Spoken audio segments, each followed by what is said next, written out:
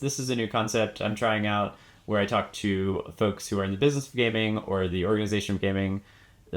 Title to be determined. Right now, I've got a couple names floating around. Help me out if you have one that you want to contribute. The first one features Allan Knowles, who is a career dungeon master, and I just thought that was really fascinating. So yeah, check it out, and hope you stick around.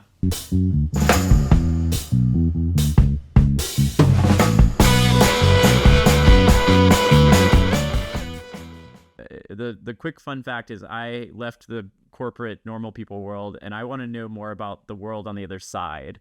And I think that that's way more interesting. And I think that we're all having in our gaming worlds an impact of like bringing people entertainment and putting smiles on people's faces. And so anyway, so I brought Allan here today and we're just going to I'm going to bug him with some questions. It's going to be a lot of fun. Yeah, come to the fun side. Come to the fun side. The slightly scary, it doesn't pay the bills all of the time side, but the fun side. So yeah. Small details. Small details. So Allan, for the audience out there, can you give the audience kind of a 1-2 punch of what you do right now in life and living that kind of has to do with that concept I was talking about, essentially? Sure.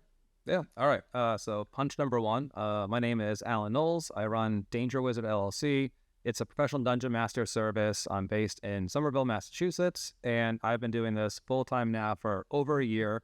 I am a professional dungeon master. I run different after school programs, clubs, live events, and talks. Primarily, I am the main dungeon master right now, but I've also worked with other contractors, other dungeon masters, or pro DMs out there. And we've been growing, scaling. We've been bringing more people onto the contractor team. We're still like a company of one, but it's been a lot of fun. Been making a lot of mistakes, but also learning, from each of those mistakes and getting better each time. And at the end of it, I get to run games of Dungeons and Dragons, get paid for it, and most of it is with kids, which I absolutely love doing because kids bring an energy to like the D&D table that it's I've only seen like either the most uninhibited of adults do or the most inebriated of adults do. With kids, it's just that's their baseline, and I love it. Yeah, when you first told me that, I didn't believe you. I was like, wait, what? Like, you can be a professional dungeon master? And now, I think in this day and age, it's just it's becoming more and more like of a possibility. I think we, first of all, D&D only became it was popular with the actual cool kids, growing up.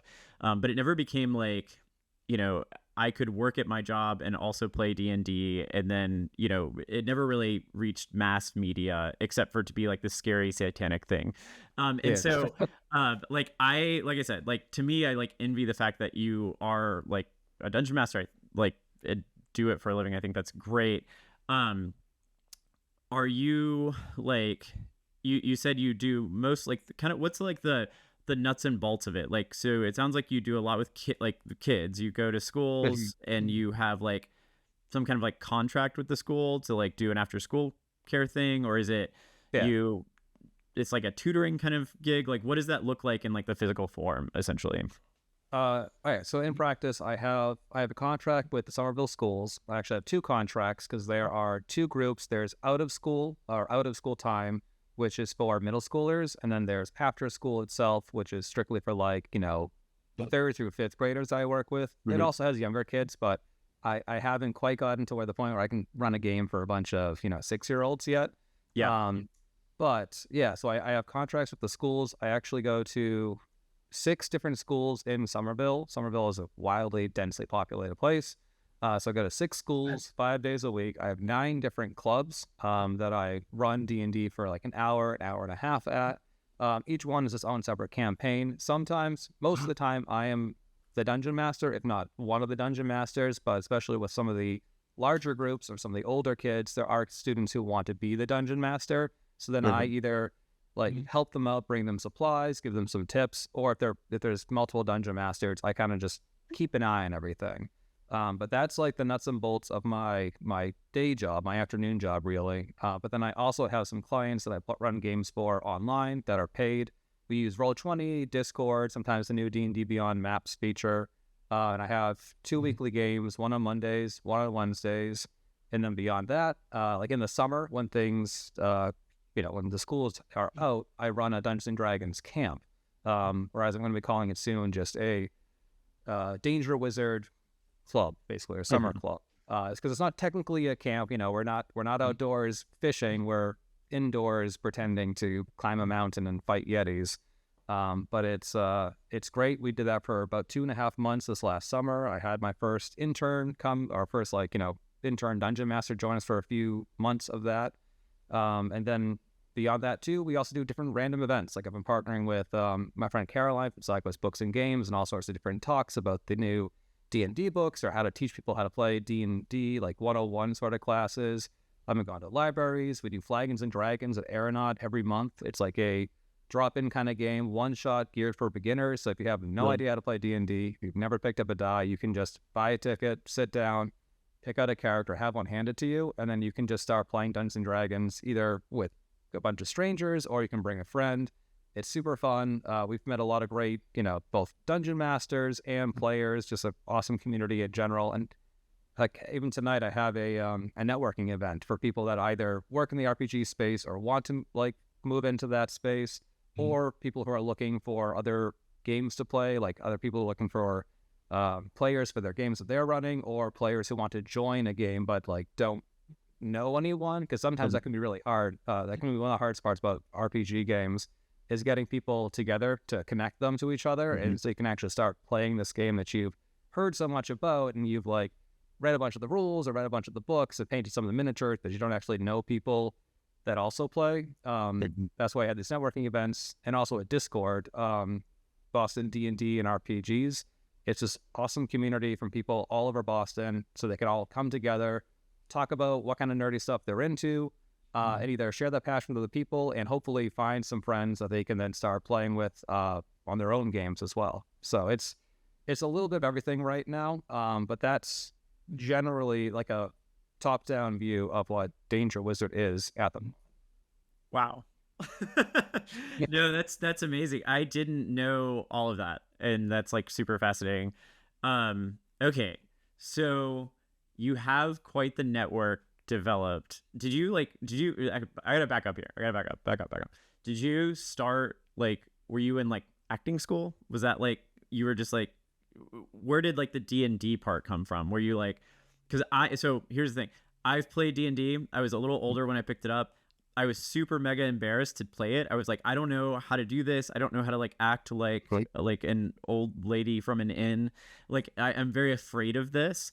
So like, did you come from any like acting chops, or were you like you just loved the like concept and you just kind of ran with it? So when I was in college, I was actually at Mass Art, and I was in like a choose your own major, the sim. It was a major that art school kids made fun of the art school kids in that major, but student print related media, basically all these interdisciplinary art. So there's a lot of theater, performance, event production, which I found my way into doing that role most of the time. And even though I wasn't playing D&D back then, I actually didn't really start playing D&D until like my mid-20s. I played a couple times in high school, but like I didn't really know anybody else that played when I was younger. And I just couldn't bring myself to try and understand all these hieroglyphics in the old like 3rd edition rule books. Yeah, it was a lot. But I acted a lot. Oh yeah, it's like I get the pictures are cool, the stories are neat, but what the hell is a fort save? Constitution plus 23 and add this. It didn't make any sense to me. But I was very taken by the world and the whole like mythos behind it. I used to act a lot when I was a kid, like all the way from like grade school up through high school and college when I was there too. But like I definitely feel you. I think it can be intimidating sometimes for people that are looking to get into it or are brand new to it. Like, oh, I have maybe I have anxiety or I'm not the best public speaker. You don't have to be to play Dungeons and Dragons. You can play your character straight. You don't have to be bombastic and a crazy talented actor. Even as a dungeon master, as long as you can participate in the story, listening to people is huge in D&D actually.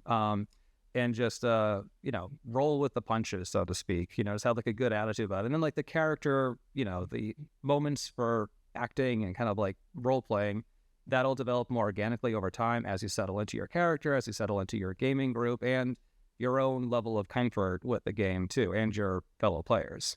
Mm-hmm. And I know that you do this as kind of you said you do it full time, so you don't have like you don't like work on somebody's finance project on the side and make a bunch of money and then do this.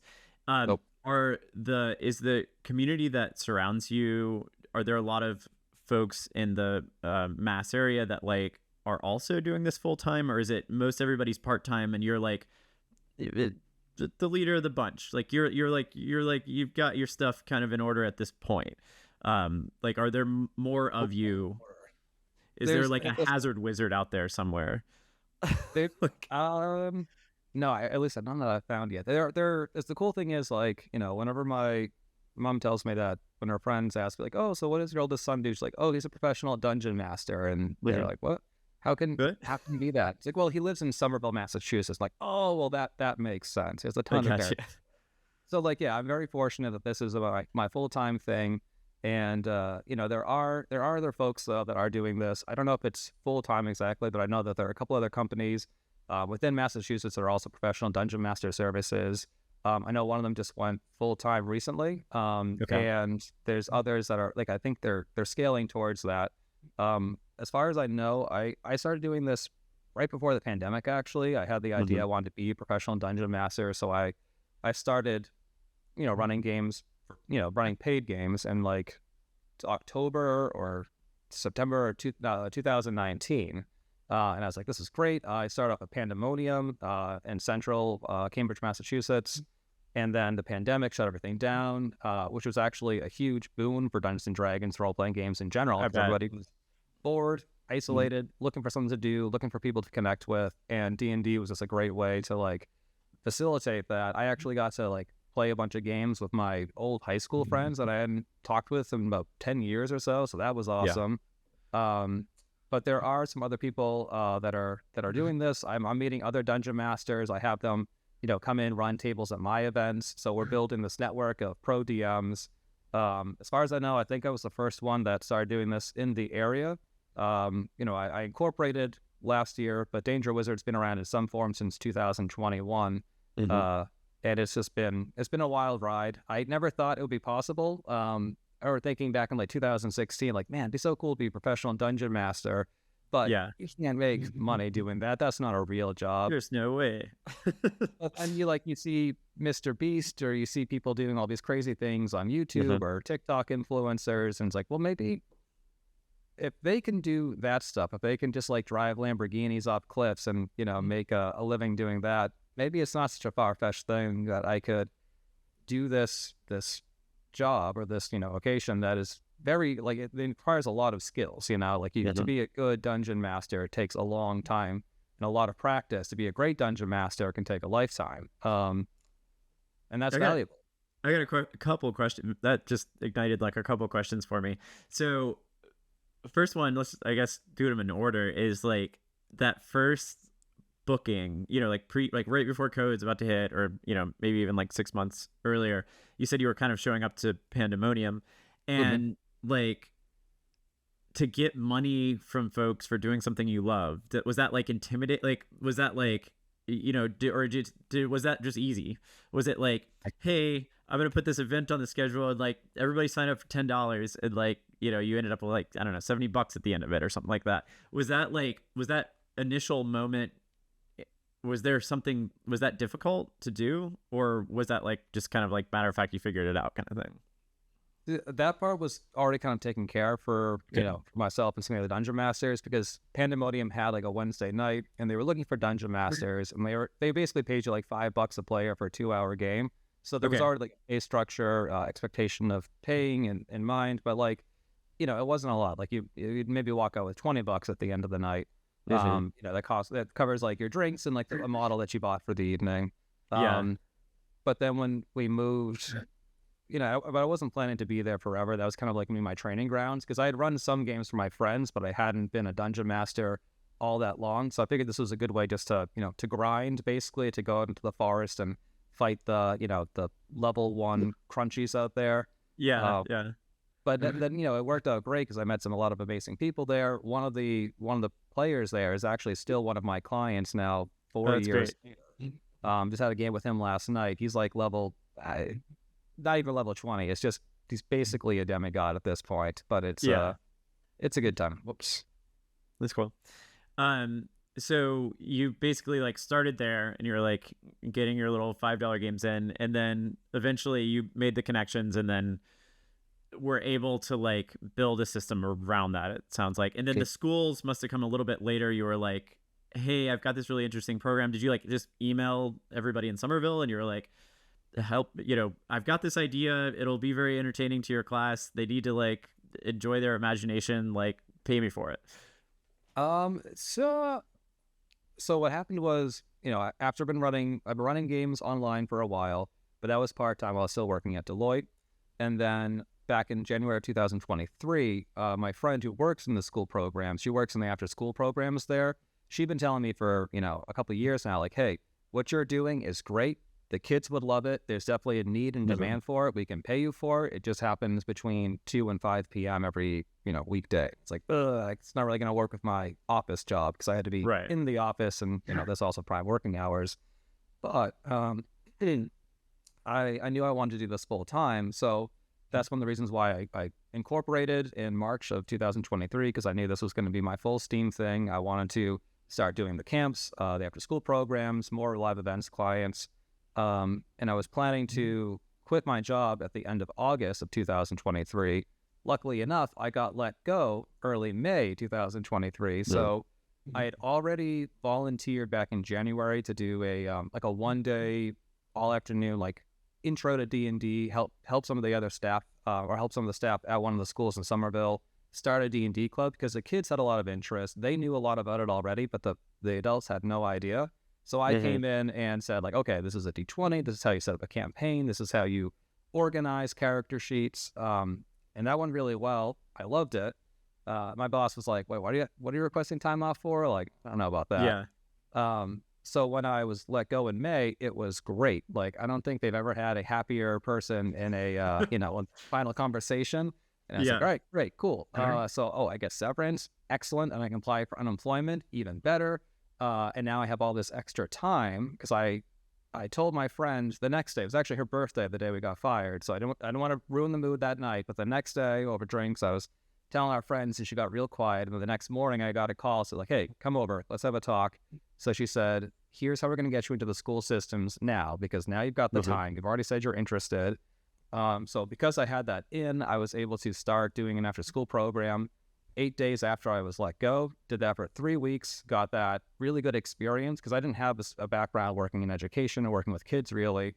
So that was just like 3 weeks of boot camp, and then I had the rest of the summer to myself. So I started running some D&D camps, and that started helping to build the buzz. I got to meet a bunch of really great families. Also, when you say camps, was it like, is that like everybody comes over to an event space and then plays, or like when I think of camps, there's like this like skate camp in the middle of the woods that I'm like thinking of, it was like less formal than that, right? It's like you're kind of like rent a space, I would imagine, and then you kind of get the bodies and like you're like folks in the room basically. Oh yeah. So it's I guess it's not technically a camp, because a camp is something where you have like you have more like what's the word? You have more. They're staying over. Yeah, there's a longer time period. There's a little more risk involved, because a lot of times you assume that you're going to be like active and outdoors. But this was actually at the Armory in Somerville. It was in one of their basement rooms down there. The first time I saw the room, they were interested in renting out to me. I was like, it was like this long brick room, no windows, like fluorescent lights, a couple like chairs and sofas and tables. And it's like, this looks like something out of a horror movie. But then they turned on the rest of the lights, and it became quite cozy while still having sort of like a dungeon kind of feel. And I was like, oh my God, this is the perfect place to play Dungeons and Dragons. So I booked the spot then. I ran it for I would have a morning session, or actually no, the first year I had like an afternoon session. The kids would come for 4 hours. We'd play with like a 20-minute break in the middle, and we would do that Monday through Friday for a week, and that'd be like one campaign. So Okay. camp, yes, but we were sitting on our butts, rolling dice, screaming about dragons melting off faces, and how they. I'd always ask the kids like, "All right, when that's enough to kill the monster. How do you want to do it?" And they just scream and they jump up, grab one of their friends or their siblings, and start like pantomiming how they're chopping up their Pretending buddy. they have sword and blood's spewing everywhere. Yeah. In a PG version. Yeah, very wholesome. Yeah. Very wholesome. The do you so like as an aside, like with D&D, I know that there is like a track where you can get really like kind of like famous, like because like there's like the podcasters that do they start the thing from start to finish, and like crit more there's some show out there where they Critical go to Role, like yeah. Comic-Con and they act out live things. Is that something you'd ever be interested in, or is that like, are you still like, I like the educational component of it and like that reliable kind of income, I guess, but like is which camp do you fit more in, or like would you aspire to be more of, the like kind of performative one or the like educational one, I guess is what I'm wondering. I think I'm working towards a different camp entirely, which is just the business side of it, because I have a lot of respect and I really admire those guys like the Matt Mercers, Brandon Lee Mulligan, these guys, these luminaries who are really helping bring D&D into like the spotlight when it comes to cultural awareness in a good way. Like they're a big reason why D&D is cool and why middle school like girls are now getting into Dungeons and Dragons and seeing a place for themselves there. A lot of people for a long time, I felt like, they just felt like it was kind of a game for, white guys, nerdy dudes who weren't very inclusive at their tables. And, fortunately, that's no longer the case. From my experience, at least, it's becoming much more of a game for everybody. And part of that is because of the work that these podcasters and now people making these shows have been doing. That being said, that's something I was intrigued about in the beginning, but it's not that I don't like being in the spotlight like that necessarily, but there just seemed like there were those two, Dimension 20, Critical Role, they were kind of like the big dogs in the realm. Then there were a million other podcasters like that, so that seemed like it was a much bigger pool with a lot more like competition to have your voice get heard out there. Yeah. Whereas when I found the educational aspect of it and like running a business of it, there's a lot of people out there doing like their small shows, hoping to scale up and get bigger, but there weren't a lot of people doing this in the educational or camp sort of realm. And there was just a lot of opportunity there and a lot of need too. Like a lot of kids, especially after the pandemic, they missed out on 2 or 3 years of like vital social, emotional intelligence development. And D&D is a great like incubator for that stuff. You can kind of catch up on conflict resolution and team dynamics and working out your, opposing thoughts and feelings in a safe space very quickly at a D&D table. So that's been wonderful. And then just trying to figure out how to best, improve these, experiences for the kids, how to, staff it up, how to expand from there, how to build on what we've already accomplished. That more business kind of crunchy stuff. I've got, again, no background in that either, but I'm enjoying that almost as much as I am enjoying talking like a goblin and throwing fireballs. Yeah. Yeah. And that actually is another question that kept it when I first was hearing about your what you do. I was thinking, is every day in the office for you, does it ever feel like 101 sometimes? Like, do you ever like show up to these events and you're like, okay, we're going to fight the goblin again. Like, okay, we're going to like find the dragon again. Or like, are you able to like iterate every time and be like, still interested even after like the 30th time that you've played, the mission 101, like, I guess I'm curious of like where you're at in your journey on like interest level or, on it. No, that's a very good question. That's actually something I was concerned about before. My wife was even asking me like, are you ever going to get bored of this? And the short answer is no, never. Love it. Yeah. Every time I show up and I get to do an adventure, whether it's, the same one I've run a million times or a brand new one, It's always a blast. It's play. Some days are easier than others, but at the end of it, even if I'm doing something, for the umpteenth time, there's always a way to make it new, to make it exciting. And the players themselves, they're always going to do something different. They're always going to have a different dynamic. So that way, that keeps it fresh every time. Yeah, it's a blast. Sorry to cut you off. I used to work in Alaska briefly, and there's a guide up there that had been there 30 years, and he hiked people down the exact same trails like every year for 30 years. And he said, it never has gotten boring to me because every single time I walk them down the trails, I try to tell the same story in a different way. And I've never told the same story the same way twice. And he was like, that's how I make it interesting to myself. And like, I was like, oh, that's actually pretty interesting. I like that. That's cool. Yeah. Brilliant. Minto is his name. He's real fun. Okay. Yeah. So it doesn't feel like monotony. And I feel like something just like as a note for my thing is like the more and more I am starting to like really dig in and be like, I will make this like my life and my career. I think like I have like, scary days where I'm like, oh man, like I don't know if this is going to work out. But then I think like the opposite of that is like sitting in like sitting in a Zoom meeting and like telling some finance person like that like we made 1% ROI or something, like the opposite of that is like there's just no good way about it. And so like that like fuels me personally to be like, okay, like had an day where it's like this is kind of scary, but then also like let's just fucking go, let's just go, and so I don't know if you feel that same way sometimes.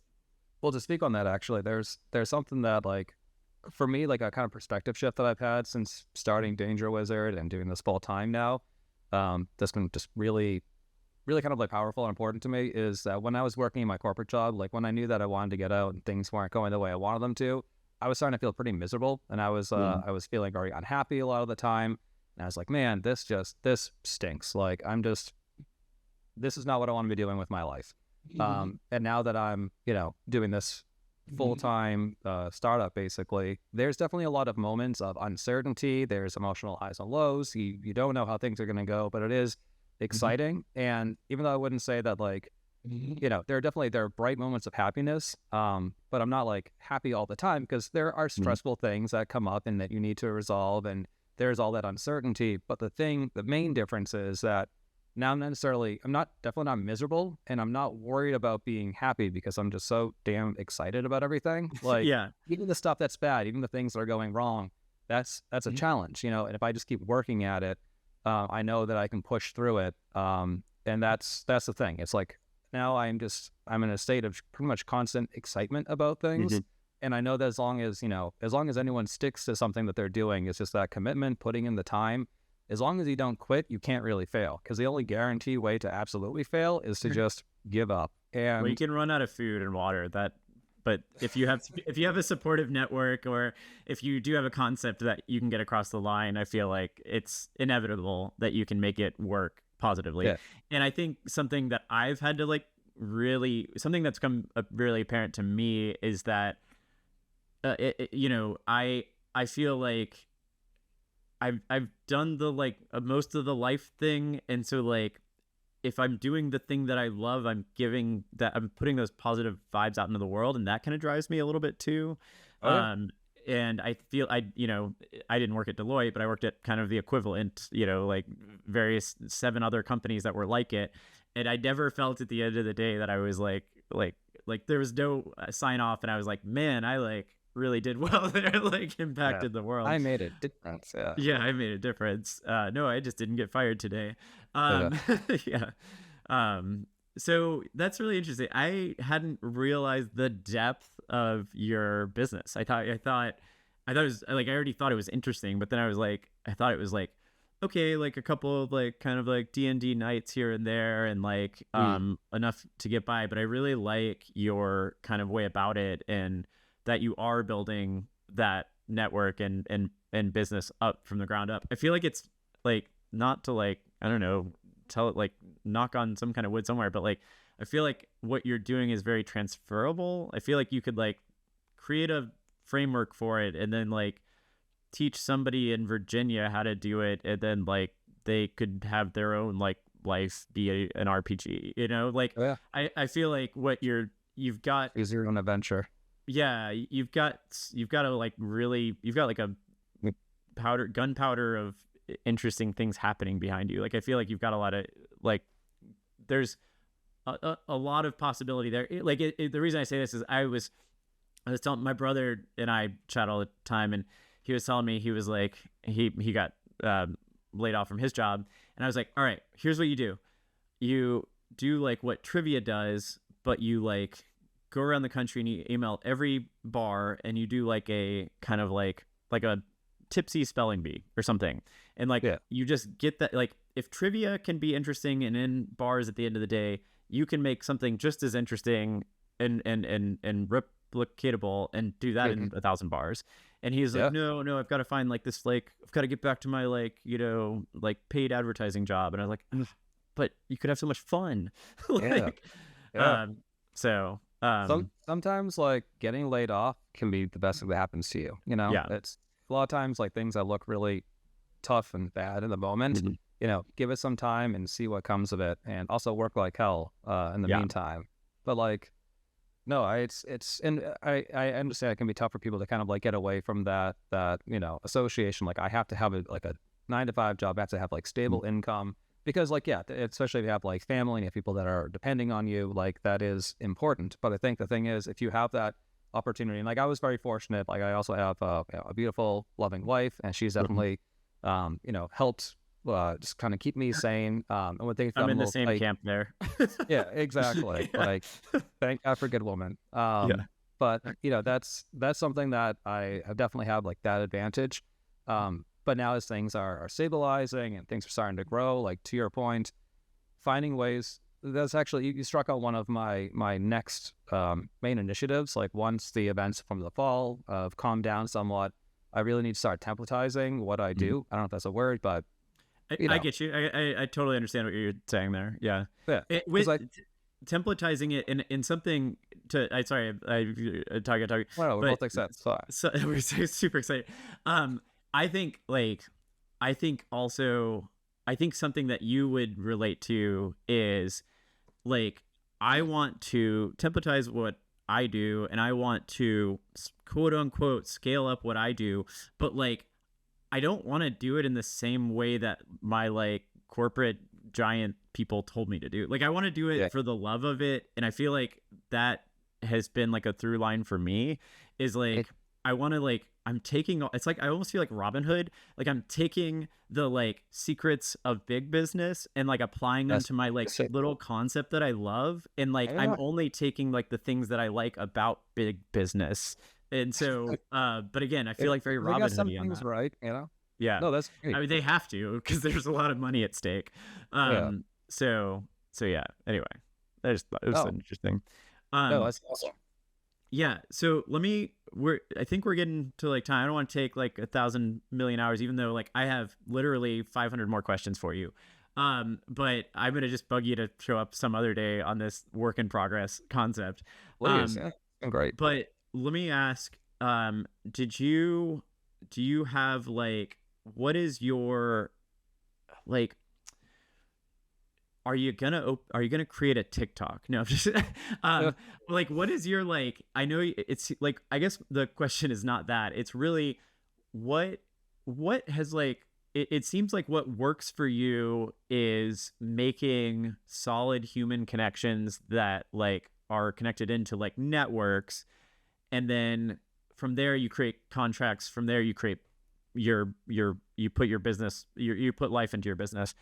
Yeah. Is that the end all be all right now? Or is there like, do you love Facebook, or do you like, what is your, like, what works the most for you without giving away like the absolute secret sauce? Like, you know, is there something that you're like, okay, if worse comes worse, I can just like go knock on every principal's door in the world and like figure this out? Like what seems to work best for your given field is, I guess, for me.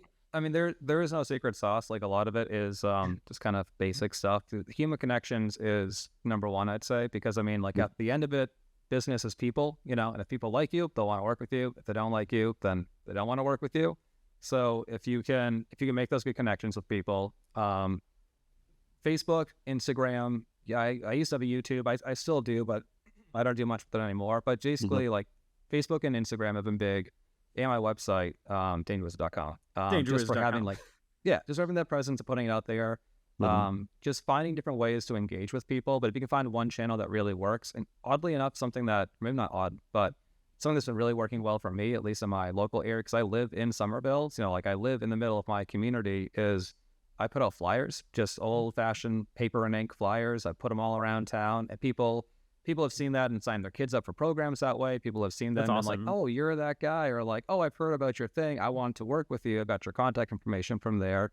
And then just trying to make consistent posts, tell people what I'm doing, but also try and like give some tips or some advice, or just let them know, like, here's like the event tonight is free. The idea is just to bring community together, get people physically talking to each other so they can say like, oh, like I like this person, I want to run a game with them, or like that sounds like a really cool concept for a game. Just getting that important face time. Because like one of my favorite things about this whole endeavor is now, like when I walk down the bike path here in town, if it's after school or on the weekend, there's a 50-50 chance that like some 10-year-old kid's gonna be like, hey, Mr. Danger Wizard, how's it going? I'm like, that's awesome. I love that. Do you feel like you're like a level 20 wizard at this point? Or like maybe is it 20 in their minds?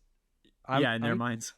I'm level 5 at best, like I've only been doing this for a little while. But that's the other thing. It's like there's not a ton of other people doing this stuff. There is no rule book for it. Like there's no professional dungeon master industry really, or if there is, it's just nascent. There's actually another thing. LinkedIn is actually a good way to put things out there and get that in front of like other people who might be interested, or decision makers, because it is kind of a novel new concept. But as long as you present it in a professional manner. Language. In their language, but you can also have fun with it too, because you're not trying to sell real estate or some sort of like financial service. I have this dream. I actually got in a lot of trouble with when I was building an organization with my friend, and I wanted to just be the anti-LinkedIn on LinkedIn. I wanted to like put up comedic jokes every day, and then why not? The day I quit or got fired, I deleted my LinkedIn app, and I have been so much happier since. So I've chosen not to go back as the comedian, but I just every day it was like you read it and it's like, oh, I got a new job at this, and like I sell 1,000% of the makes me crazy. Okay. It's nice thing when you're working by yourself, you can just have fun with it. There's no boss holding a gun to your head. Like exactly. You choose your own destiny. Our wives are, but that's about it. But in a loving way. Okay, cool. So I think that's a good pause point. Because again, if I could just keep talking. Allan, you're so interesting to chat with. I didn't realize like how deep you're. Oh, I was. I've been better. But anyway, so really quick, you probably want to let's just shout out some things. So because again, obviously this will be seen by 1,000,000 people, and they're all going to want to sign up their kiddos for camp, and they're all going to want to find Allan as like the next celebrity on TikTok. So so dangerwizard.com if you want to check that out, and also if you like have an interest to talk to Allan, just like message him, because I feel like you're an open book and you would love to chat about stuff like this, and especially if you're into D&D and you're a really cool person, like let's have some conversations out there in the wild. I think that's really important. But is there anything else you wanted to shout? Any like recent events coming up or anything like that? This Sunday on the 12th, I believe. No, the 13th, we got Flagons and Dragons, one-shot drop-in for kids and, for adults, actually, 21 plus. We got the game day for kids on the 14th. And then beyond that, I also do, like, bachelor parties, birthday parties, too. I'm available for hire for those as well. And then, of course, in the summer, we will be returning with our camps. Right now, those are the after-school programs are just for kids in Somerville. So if you're interested and in Somerville, contact your kid's school, see if they can get in. But otherwise, if you live in the greater Boston area, we're going to be vamping up for an even bigger and better D&D camp this summer. So more details about that to come soon, but keep an eye on dangerwizard.com. And yeah, if you guys have any questions too, just about anything D&D, what to get your kids for Christmas, or how do you get started with this crazy hobby, feel free to DM me, message, email me. Love talking about this stuff and love to talk with you. And Miles, thank you too for having me on here. It's been awesome to see like what you've been doing with with your group, with Wicked Dicey and your community, seeing the success there. Seeing you guys kill it is inspiring for me. So I appreciate it, and keep it up.